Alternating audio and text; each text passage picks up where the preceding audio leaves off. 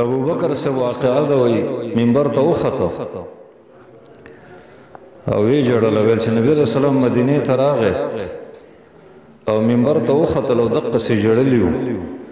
او نبی علیہ السلام فرمایلی صلی الله العفو والعافیه فإن أحدا لم يؤت بعد اليقين خيرا من العافية. نو ابو بکر ویل چې ما د نبی صلی الله علیه وسلم نه دا خبر اوریدل د دې منبر د پاسه چې اے خلکو سوال کوي د عافیه او د عافیت ټول وی اللهم انا نسألك العفو والعافیه. ځکه څه پته لګي وي د ورځ کې نه معلومه ټیم دی هغه کې دعاګانې قبلي کې دی وجنه چې بلا رضی به هم دعا کوا دا نه معلومه وخت د ليله القدر په شان ده خو کدی وخت کې چې کومه دعا وکړه قبلي او که خیری وکړه غم قبلي کوشش کوي مسنون دعاګانې یادوي.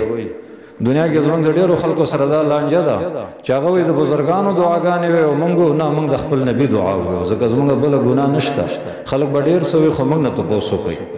او اگر چې موږ ځان لا په نو هیڅ پتن لګي زموږ خاتمه څنګه ده خو خبر هم دقه ده چې ګوره دنیا کې دا یو غټه لانجه روانه ده چې ډېر خلک د بدعاتو لپاره جګړې کوي د خپل امامانو او مذهبونو لپاره جګړې کوي موږ دا وایو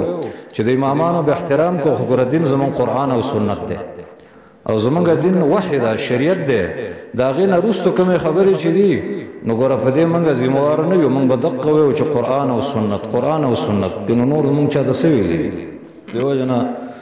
دا دعا ځنې وختونو کې دعاګانې قبلېږي دا تاسو ته معلومه ده خاصه د ځان تم یادوم او تاسو ته اذان نه وروسته دې وخت کې دعاګانې قبلېږي باران چې تازه شروع شي دې وخت کې دعا قبلېږي په سجده کې دعا قبلېږي د نیمې شپې نه وروسته دې وخت کې دعاګانې قبلېږي ځکه الله تعالی دې اسمان ته راکوزېږي او چې کله سړی روژې بیا دعا قبلېږي د روژه ماتې په وخت کې دعا قبلېږي د مسافرو دعا قبلېږي د مظلومانو دعاګانې قبلېږي. نو زما محترمو که داسې قیمتي وخت ته پیښ شو نو دا دعا کوي اللهم انی اسألک المعافات فی الدنیا والآخرة. دا په دې وجه چې حدیث کې دا راځي ما من دعوت یدعو بها العبد افضل چې بندگان کومې دعاګانې کوي په دې کې بهترین په صيغه د اسم تبذیل سره